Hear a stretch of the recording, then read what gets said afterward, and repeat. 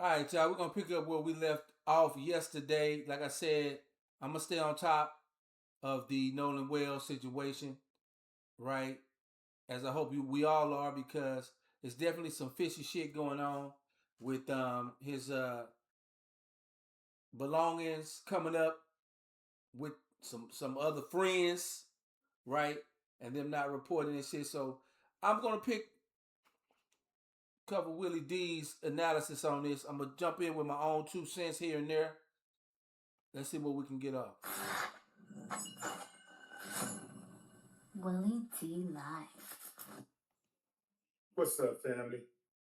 Well, what do we have here? What's done in the dark will come to light. Yeah, fam. That is new speculation that Nolan Wells made it back to land on that fateful night that he came up missing. Yeah, fam. All right, real quick, just to bring you up to speed in case you haven't been paying attention. First off, the boy was missing for 3-4 days. His mom had to track his phone, and they found it on one of his so-called friends that went down there, some white boy, who acted like he didn't have the phone, right? Then the families all of a sudden appear to do a cleanup job on the boat late at night. They're all together, then the boat gets cleaned off. They all lawyer up, right? So, it really just kind of brings the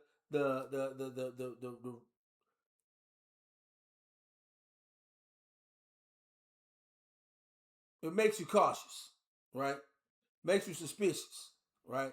So that's where we at so far. Let's keep going. Crump, Attorney Big Crump, who has been retained by Nolan's family to try to get to the bottom of what happened, posted on his social media a photo of what appeared to be Nolan Wells. At least this is what they're saying. They're saying that guy in the circle in the middle there is Nolan Wells.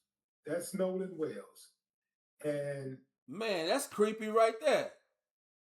My brother looking back at the camera like, please help me, like get out or something. I mean, damn, you know what I'm saying? Like, that's just a creepy looking picture, right? If you there with, a bunch of friends and stuff like that,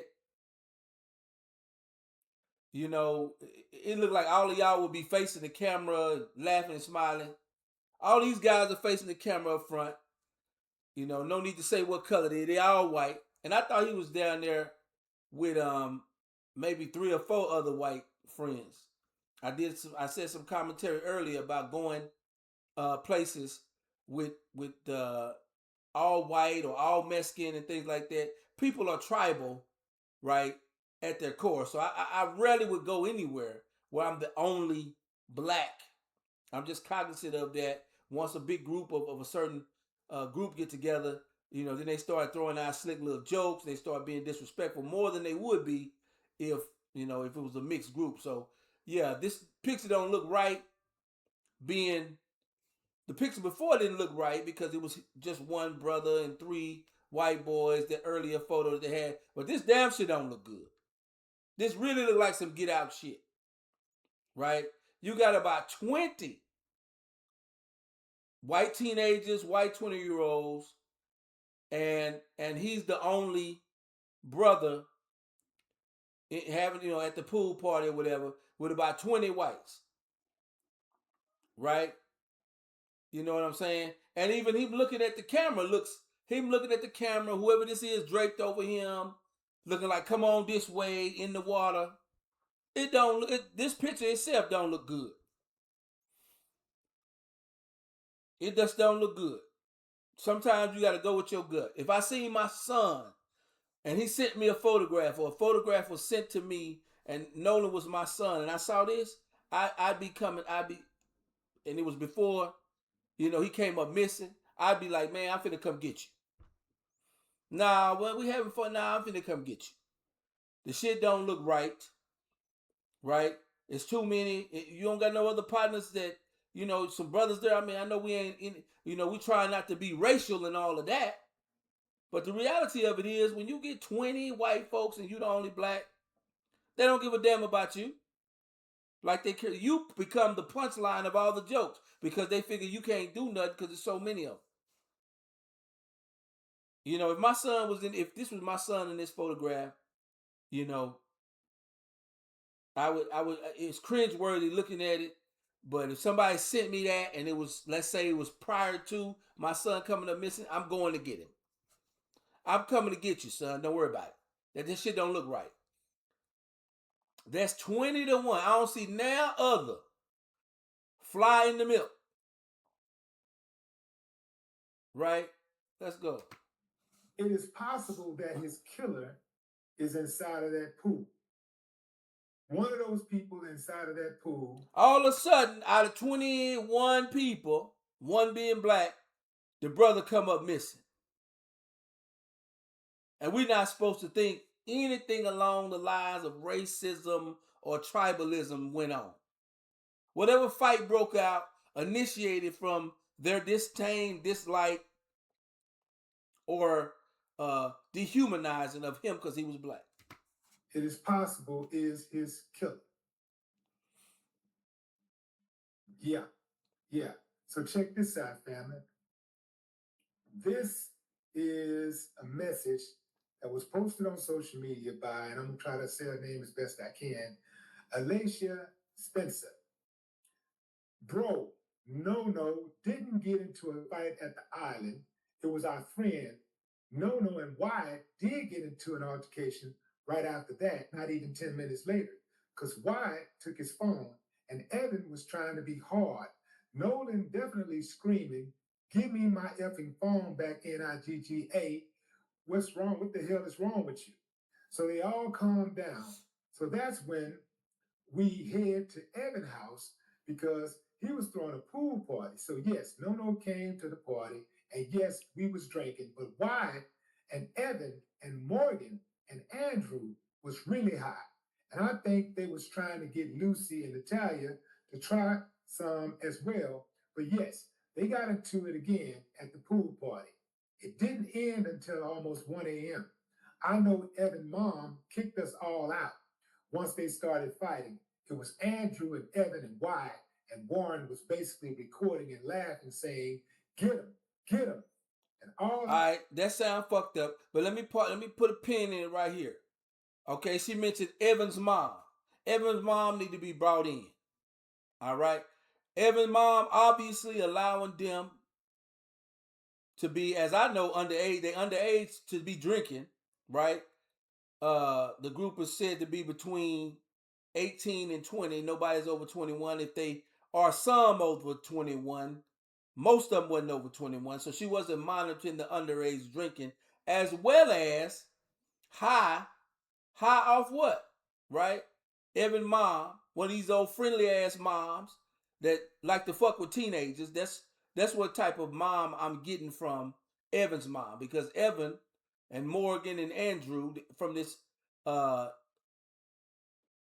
piece, from this entry, was really high off what, where they get the drugs, and what kind of fucking mom is Evan's mom that at least 20 to 25 underage, and you can look at the picture, they all look underage, under 21 at least, are at your house drinking at a pool party, some high, and everything cool with Evan mom. Evan mom was probably at the party messing with them teenagers. She need to be brought in question and held accountable, right, for allowing underage drinking at her house.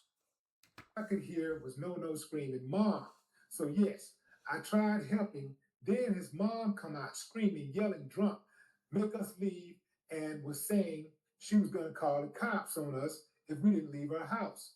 But they didn't let No leave. And No by the basketball goal that was inside the pool. No was by the basketball goal that was inside the pool. He was leaning over beside it, gasping for air and spitting up blood. But now his mom know I just got off the phone with her. So I guess she's talking about Nolan's mom. Now his mom knows. Okay, so according to this young woman, Nolan made it back to land. He went to a pool party. And this is where they took care of him. And this would explain why they was cleaning that boat. Perhaps they transported his body some kind of way with the boat, went out there and dropped the body, and then got on up out of there. Who cleans a boat in the middle of the night after you just got through having fun? Nobody. You've been drinking. You probably won't, even if you went out and the boat got messy, 9 times out of 10, after a party, you're not going to clean the boat immediately. You probably clean it the next day or a couple days later, right? You're not going to be up, especially the 4th of July, cleaning the motherfucker, trying to thoroughly clean the motherfucker in the middle of the night. That don't make sense. Unless you immediately had some shit to clean up or hide. You trying to wash off evidence, blood. You know, people think they can hide fingerprints and all that. But yeah, obviously, you know, it was some suspicious shit. You're having a blast. Who cleans a pool? Who has the presence of mind to clean a pool? I mean, not a pool, but a boat. Who has the presence of mind to clean a boat? After you go boating on the same night in the wee hours of the morning. They were allegedly caught cleaning the pool. Cleaning the boat. How does that happen? Why does that happen?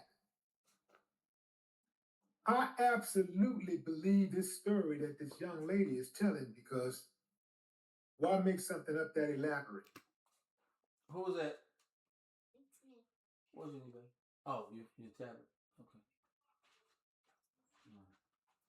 Thank you. I'm gonna put it on charger for you, okay? Okay.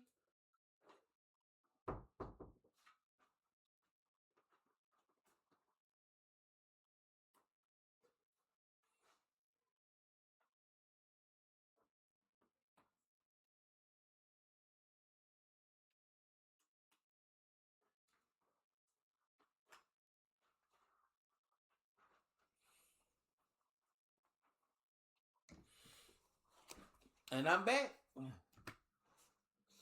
Sounds very plausible to me.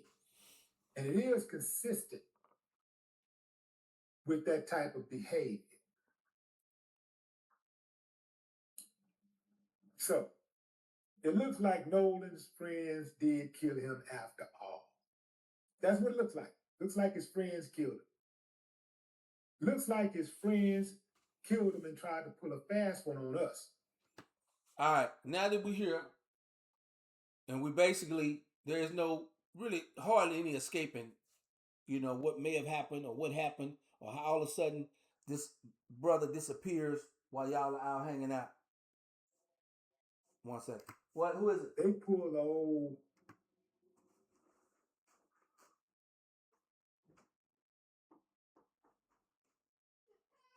Go away, Colin. Stop coming and opening and peeking in the door. Do not come back anymore, okay? If it's not an emergency, I'll get that later.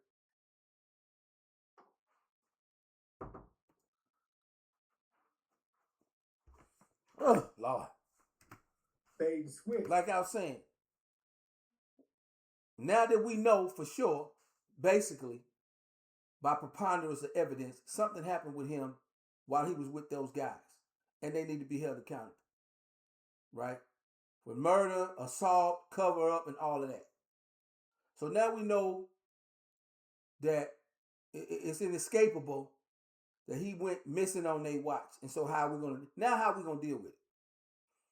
How they gonna try to maneuver these boys off the hook for this young man's death, right?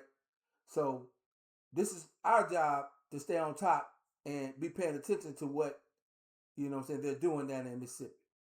They're like, hold on, let's hit them with the reverse Uno. We was out on the boat, we was boating and everything, so we could just take them back over there, drop them off, and then we'll say he took off and, we didn't see him. Last time we saw him, he was getting on another boat. We know that if he left that party, or that party was over at 1 a.m., that pool party was over at 1 a.m. We know that. Nolan's body was discovered just 24 hours later, just a little bit over 24 hours later. His body was discovered on the island.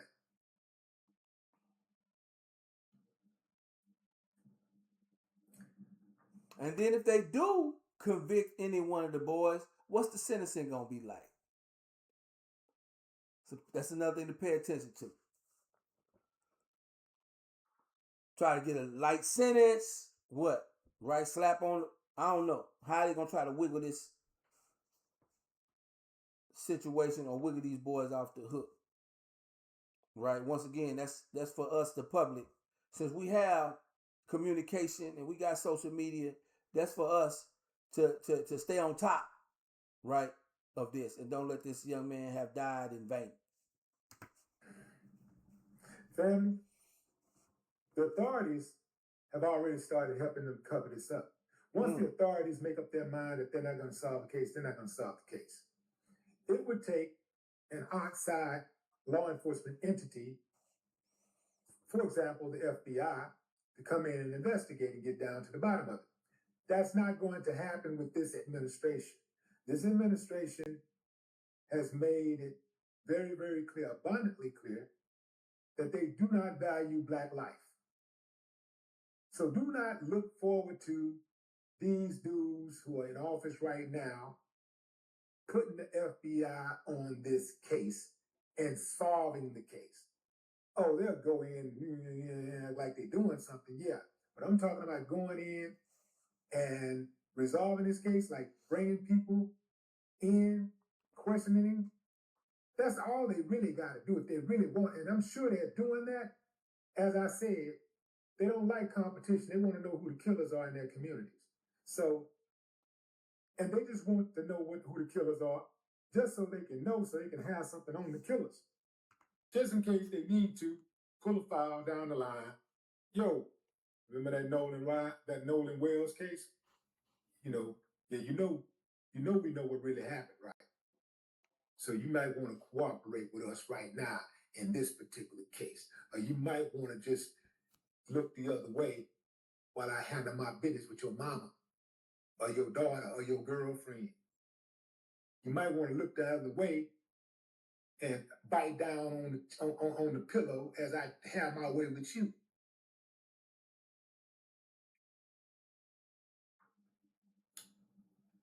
The cover-up has already started, fam. The cover-up started when the police came and said, Now say it ain't so, Willie. Say it ain't so, Willie. There are too many inconsistencies. I don't want to believe it, but I don't want to believe it. You know what I'm saying? But I can't disagree with my brother Willie D on this, because, like I said, the only higher power than the state of Mississippi would be federal, and we don't have any indication that the MAGA folk are going to do anything pressing to figure this out. Once again, tribalism, protecting their own, is going to come into play. I hate to be negative about that, but it's something that at least if you understand what to expect, then you can understand how to respond, right? If you naive and thinking that good, everybody's good and the right, justice is going to be served, you foolish. It depends. A lot of cases that get solved, people that go to jail, a lot of that shit depends on who the judge is, who the administrator is, who's in charge of the FBI. All that shit depends on who they have in power at that time. That's why I believe voting is important, right? But more than voting, holding our politicians, government officials, policing officials accountable, because really, if we let people in power do as they please without accountability from the public, they'll sweep things under the rug, they'll cover things up, they'll take money from one community, put it in another community. You gotta watch folks in power. And like Willie is saying, Willie D saying, is shit. We can't expect that the state of Mississippi or even the federal government is going to put a whole lot of weight behind figuring out what happened to this young black man. They're going to pretend, play the game, check the box, you know what I'm saying, for a couple of days, and then come up with some bullshit at the end. Like what happened in 92 with the Rodney King trial and verdict. We all thought that because Rodney King was caught getting beat on camera, that some justice was going to get served. And as soon as there was a loophole or opportunity to get those officers off, they took it. And basically said, fuck you niggas. And that's what's going to be attempted here, right? Unless we're vocal, loud, and we hold our officials accountable to get down, because this young man deserves for the world to know what happened to him and what happened to his body. That Nolan was jumped, beat up. They beat him up. That's what they're saying. He was beaten. Now, we ain't going to really know what that looks like until the autopsy comes back.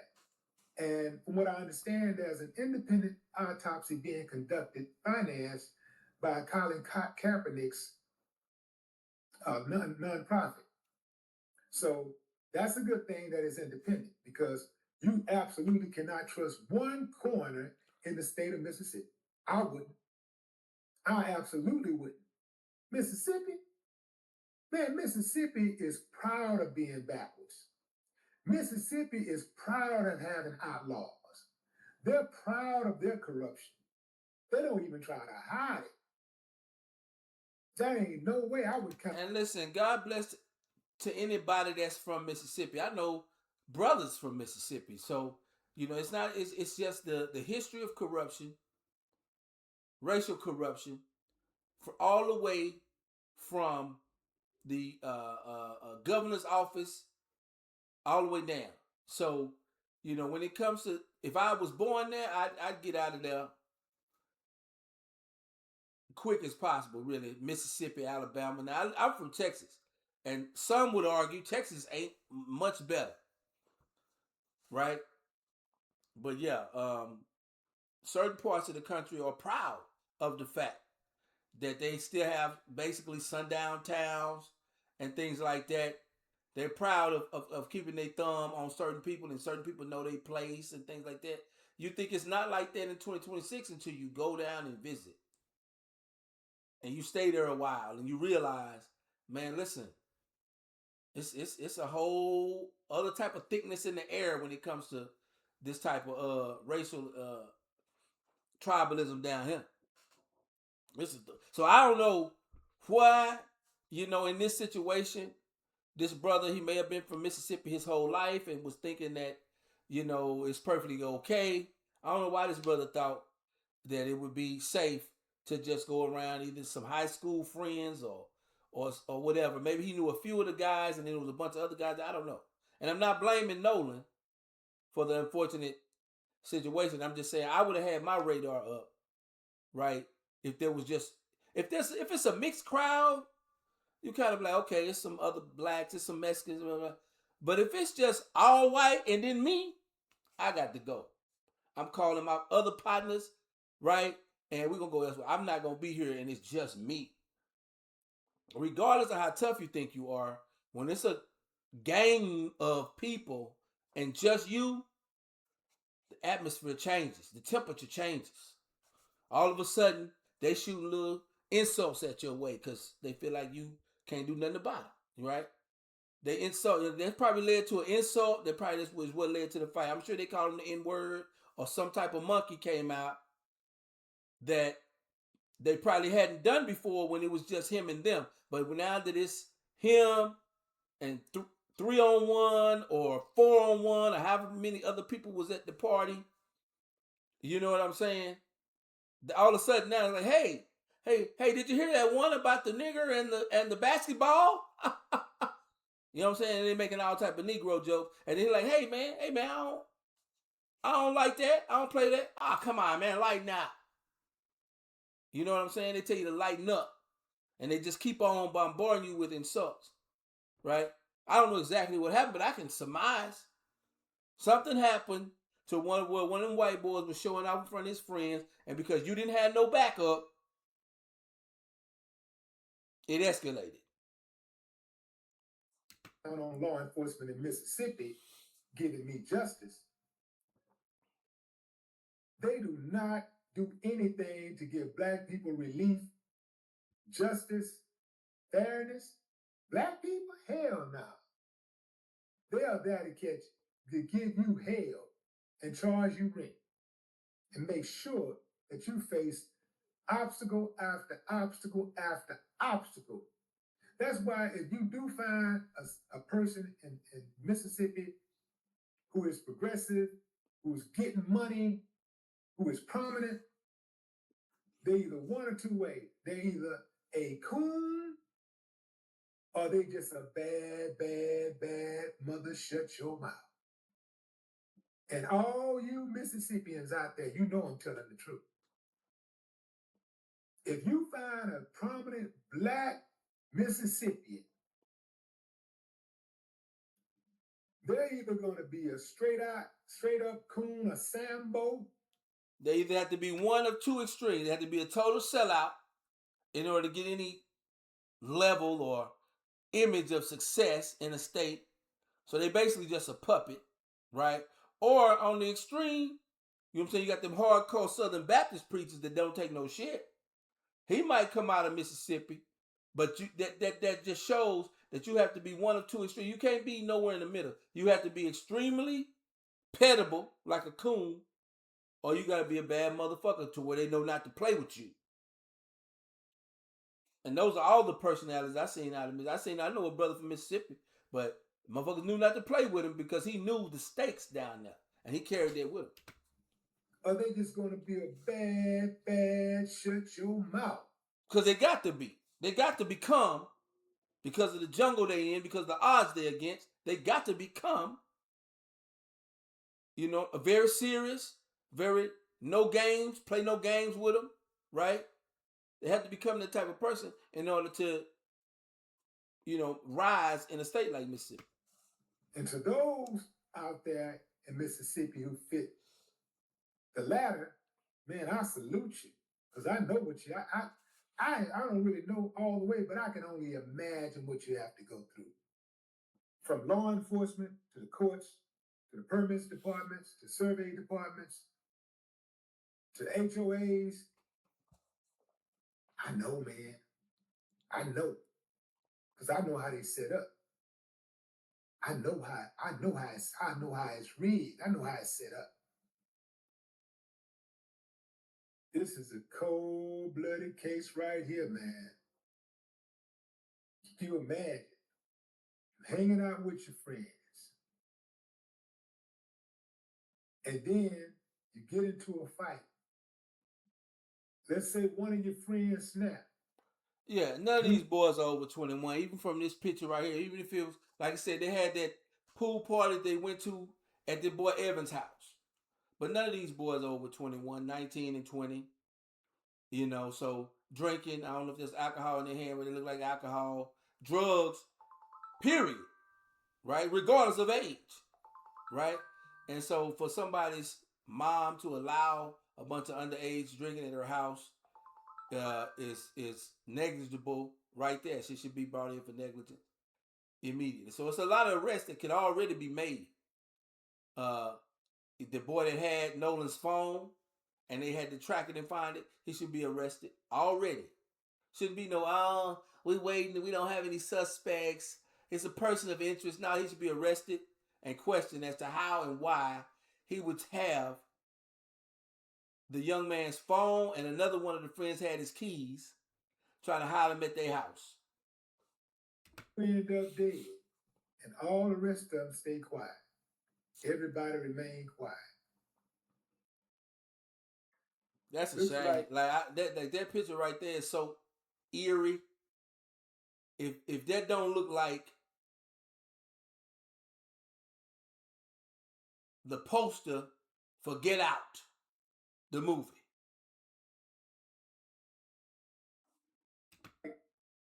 Nolan was the only black at the entire party. Seemed to be the only black person in the pool. I'm gonna call a strike and a ball, fam. I ain't gonna bite my teeth. I mean, I'm not gonna bite my tongue on this. I see the basketball goal in the back right there, to the right, at the top right. But I'm not going to bite my tongue on this. You do not want to be the only black person in a group of white people. Point blank, period. All of the white people out there who are good people, who are decent people, I hate that I have to say that because I know that it strikes a nerve. You ain't got nothing to do with that. But your people, some of your people, and you know who I'm talking about, some of your people are just wicked. And because of the historical racism in this country, black people got to be careful around white people. Because there are white people who are actually absolutely fixated on harming black bodies. And we don't know which ones it is. So white people, y'all got to be so good. First of all, black people got to be good at picking friends. But black people got to be so good at picking friends that their friends are good at picking friends. White people, if you're going to have black friends, you got to be so good at picking. If you love that black friend for real, if you cut for that black friend for real, you got to be so good at picking your friends that your friends are good at picking friends. Because all it takes is one. One of them who got it on his mind, and you hanging out, y'all all hanging out, having a good time. And one more thing to say about that alcohol bring the truth out. That dope bring the truth out. So you can pretend to like everybody and be fair, and I'm not racist. You start hanging around a bunch of drunk white boys like he was doing in this situation. Or people, girls, whatever. They'll mess around and say, he raped me. Drunk and shit. That alcohol and them drugs bring the truth out. And when it comes to this type of racism, you can keep it buried as long as you sober and clear-minded, and you can pretend to be progressive and I think everybody's equal. But then you get drunk and you get out of your mind, and all of a sudden maybe you get jealous of the brother. He might have been talking to one of these females and they might have thought he was fly. You know what I'm saying? Because, you know, all of a sudden sometimes these white girls want some black chocolate. They want to play with some black chocolate. So he might have was getting too much attention for the rest of the boys around. Then they start jumping in on him. You know what I'm saying? So you can hide all of that, you know what I'm saying? Distaste or dislike or prejudice. Act like you a good person, as long as you sober. But that truth comes out when you get jealous. Man, I was in Afghanistan, man, and I was stationed with myself, my homeboy, two other white boys, you know, and when this white boy was pretty good at chess, right? But we had a maid that was a male. He was an Afghani, and they play chess all day. Chess is a mental game, right? And you know, this guy, we'll call him Steve, the white guy, was beating just about everybody, you know, around the post. He would lose some, win some, but he was good. But then he played one day with our mate, they called it, in Afghanistan. He was an Afghani named, we'll call him the Afghani. I'm not going to say his name. And this brother was good. If they played 10 times, he beat Steve 7 times. And it was the shock to him was that he thought he was superior. He was racist. He thought he was superior to this Afghan. He called him raghead, sand. He didn't call him no sand nigga because we was black, so he didn't use the N-word. But he used every racial epithet whenever he would lose a chess match. Because in his mind, he was superior to this inferior Afghani. And at a game like chess, he should definitely be able to show his superiority. Well, that's not always the case. They're not always the smartest in the room. And they get extremely angry when they either are jealous or outsmarted by someone that they feel is inferior to them. Maybe a black, maybe a Mexican, maybe a Chinese. And it comes out. You fucking niggers. You fucking raghead. You chink. You know what I'm saying? They'll start to blurt this shit out. When they either are jealous or you've made them feel inferior because they think they're supposed to be superior. So this how this shit come out. You got to pay attention to this. And you know, your black friend is dead. Now what you gonna do? You gonna do what all the other white folks have done throughout history? Because throughout history, white people do not tell on white people. Yeah. When white people kill black if people. If he had any friend that was white or black, they would be coming out in his defense. Instead of everybody closing their eyes and don't know what happened. So he ain't have one friend at that party. Now maybe this girl who wrote this text message is trying to do the right thing. But all of these people at this party should be at least 4 people that say, hey man, that's not right, man. I'm going to call the authorities. I'm going to get in contact with his parents and let them know what happened. Nobody know nothing. Out of, let me count, 1, 2, 3, 4, 5, 6, 7, 8, 9, 10, 11, 12, 13. That's 15 to 20 people right there in that shot.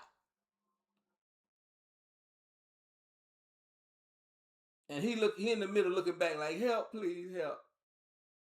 You shouldn't have been there, brother. God bless you. You know what I mean?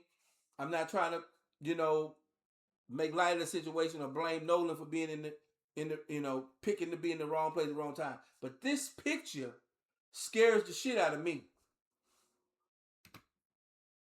Throughout history. So what is that about? When black people get killed hanging out with their white friends never tell who did it if they didn't do it themselves.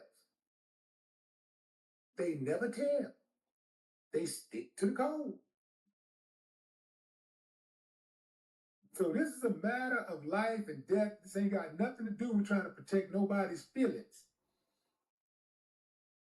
It is more important to protect these young people's lives. It's not just young people this is happening to. I think James Byrd was 49 years old when he was hanging out with his so-called white buddies having a drink.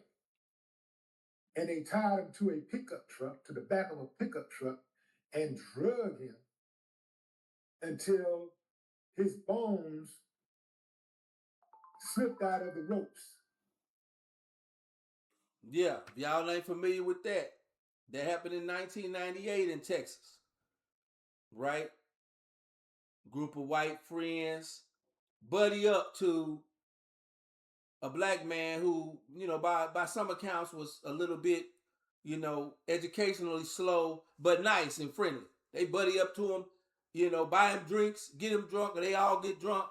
And then by the end of the night, one of them has a great idea to tie him to the back of a pickup truck and drag him around, smacking against the concrete at 50, 60 miles an hour until they had to find pieces of his flesh that had come off where they were driving. This show how many friends you got to give a fuck about you, or how evil this type of tribalism is. I don't have a problem with with white people in general. But this type of hate I know exists. And I'm not going through this world blind thinking everybody's your friend and every situation is safe. Even for me. You know, I'm a pretty, fit brother. You know what I'm saying? I think I can defend myself, but I'm not going to find myself in a situation to where I'm vastly outnumbered by other, white males and females.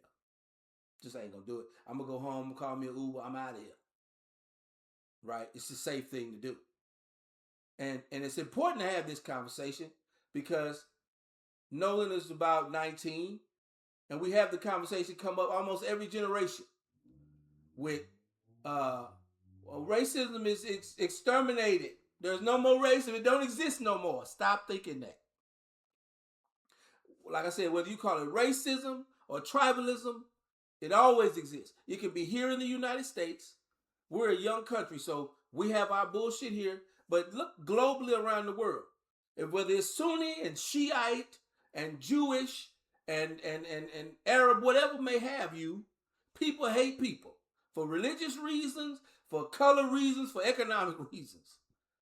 Right? And you got to be able to calculate those without thinking everybody's your friend and buddy that appears to be your friend and buddy, because you could be getting set up. And I hate to see and hear young blacks, young minorities brainwashed thinking that this type of racism don't exist no more. That's how you get blindsided by it. You don't got your antennas up because you think it's somehow this is 2026. That doesn't exist anymore. The majority, the whites, can afford to believe that racism doesn't exist no more or tribalism that has no effect anymore. They can afford to believe that. We can't afford to believe that. So while you're nice and polite with all the races in America, watch some of these motherfuckers. And I'm not just saying it's white people. I wouldn't be at a party if it was, let's say, it wouldn't be any more comforting if it was all Hispanics and just him. I wouldn't be at a party where it's all Hispanics and just me. If it's not a mixed crowd somewhat, maybe 70% one and 30% the other, and with some other mixing. If it ain't a total mixed crowd, I'm gonna think it's a Klan rally. I'm out of here. Obviously, only the whites was invited, right? And I'm the entertainment, must be. So now I'm out of here. They drug him for like 2 miles. You know how diabolical you got to be to do something like that to another human being, to anybody, even to an animal. You know how diabolical you got to be. That's what I'm saying. Some of these people, they got it in them. It's in their blood. And some of them think it's their birthright to harm black bodies because they think they missed out on slavery. They think they missed out on something. So they want to be able to kill and harm black bodies with impunity like their great, great, great, great, great, great, great grandpappys did. And some of their great, great, exactly. great. Good point. You don't realize that. A lot of these former Dixiecrats feel like they missed out on the good old days. Right? That's why the slogan from the MAGA, Make America Great Again, is so triggering for black people. We like, when was America so great for us? But it was great to them and their ancestors. It was great. They had all the power, all the money. The niggas knew their place. And if they didn't know their place, you could get rid of them without any consequence. So today, a lot of their descendants feel like, hey man, I wish I had it like Grandpappy had. And when they get the opportunity, or all you gotta do is give them the chance to try to get away with the shit, they'll do it. If they feel like they're connected enough that they can get away with it, or get a slap on the wrist for it, they'll do it. Just the things you gotta watch out for. Grandmammies did.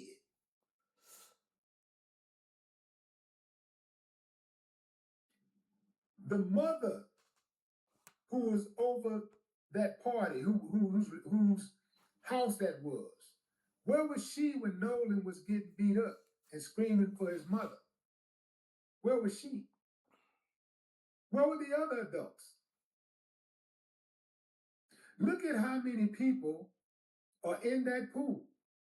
Was all of them there at that time? It was 1 a.m., it was still early.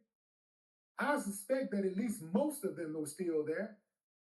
Not one came forward and said, "This is what I saw."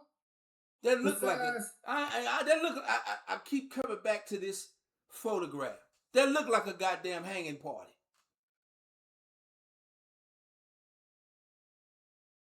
It just don't look. It's eerie. It looked like, yeah, we finna get in there. We lured him in. Got some girls to lure him back to the pool party. Yeah, it's all good. Come on back, buddy. We're gonna have fun. Little did he know he was gonna be the entertainment. What is it? Alicia? Alacia? Alacia. I think it's Alacia. Not one person came forward besides her. Look at all these people. 4, 8, 12, 16. Yeah, it's 20-something folks. 18, 20, at least. That's 20-something people in that pool. Mm-hmm. That's 20 folks versus 1. This is why, man, you got to be extremely careful with the company you keep. You cannot take for granted that these people ain't got it on their mind. You cannot take that for granted. You got to give yourself a fighting chance if something did go down. You notice that when these type of things happen, it's usually happened to one black person. Anytime these things happen, and there's a group of people together, and there's one black person and somebody ends up dead, it's always the black person, and it's always a suicide or an accident. It's never murder. And the white friends never tell on each other. Never. That's too big of a risk for me, man. Goddamn right. Hey, I'll see y'all at the concert, man.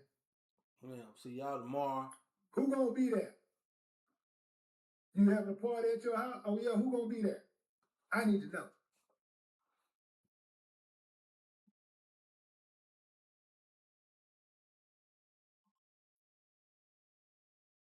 Nolan's so relaxed, he thinking he's amongst friends.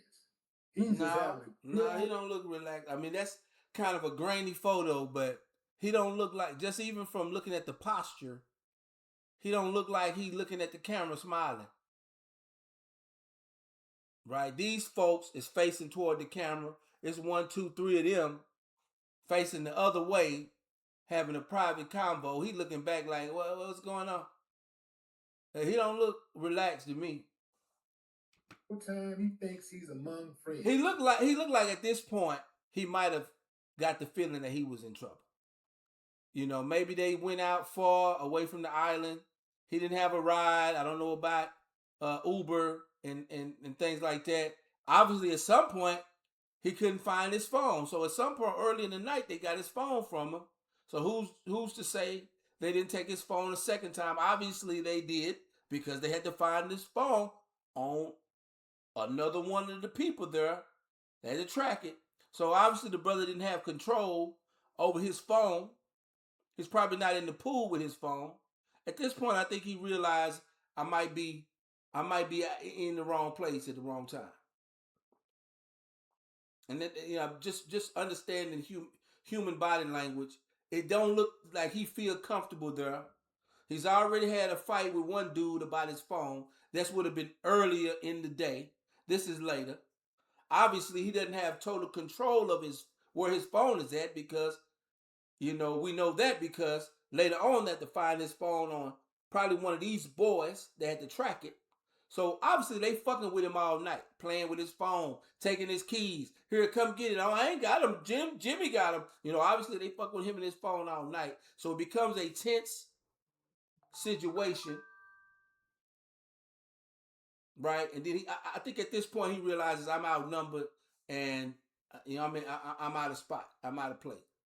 And unfortunately, it wasn't much he could do about it. I think it's very sad because, you know, like I said, you know, I've been in uncomfortable situations before, and I got out of them. I think I shared a story the other day that in high school I was dating or talking to this Hispanic girl that invited me back to her place for a fiesta. I brought one of my homeboys, right? And we went back to, you know, her house, and there was family there. The uncle already looking strange at the motherfucker. Wasn't nobody else black but me and my homeboy there. She talking about, oh, it's all good, it's all cool, come on in. Then more families start showing up at the house. And these didn't look like the Mi Casa and Su Casa Mexicans. These folks look like the who is these niggeritos Mexicans. They was tatted up, they looked kind of some street niggas. You know what I'm saying? And I just had the gut feeling like, shawty fine, but we finna bounce. Oh no, where you going? Why you going? We having a good time. Nah, we finna go. Cause now people are drinking, people are eating, and some of those initial looks of them just looking across the room at us are gonna turn into, hey Negro, don't you guys like Kool-Aid? You see what I'm saying? Then it's gonna turn to insults. So I knew, even at 17, I think I was 17, 16, and my other partner was 17, say, man, let's roll, dog. Let's go to the mall. Let's go shoot over here, man. We'll call her later. So I've been in a similar situation at 17 to where I can look at this picture and be like, yeah, I feel like the brother felt like at this stage it was kind of like I'm outnumbered and these motherfuckers is fucking with my phone and my keys, and I want to go, but I can't get my phone, I can't call Uber, I can't call Lyft, and now you wail off in this other location, this other house location with this house party, and you can't depend on none of the adults to take you back because they drunk and high. So you find you see yourself in, you know, in a position that you don't have no control of, and I empathize with that. I hate to tell y'all youngsters that we are not in a post-racial society. I hate to tell you, no matter how well you was raised and how nice the neighborhood was you was raised and how nice some people were, we're not in a post-racial society. This is America. This is racist. This is racism at its greatest, or worse, depending on how you look at it. Law enforcement thrives on racism. The courts thrive on racism. The schools thrive on racism. Every major institution in this country thrives on racism. Even when you're trying to just kick it and be cool, you're trying to just have a good time. Go to an award ceremony, thrives on racism. Every major award, every major award out there, every major award ceremony out there thrives on racism.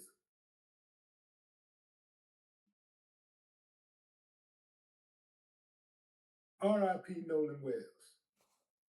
May he get justice one way or the other. Nah, you can't close out on a better note than that, people. May he get justice one way or the other. Willie D broke it down. This is not a post-racial United States, nor will it ever be a post-racial or tribal world, right? That's just the reality that us as intelligent humans have to come with. It doesn't matter if you move to Africa, it's gonna be tribes in Africa that ain't gonna like each other.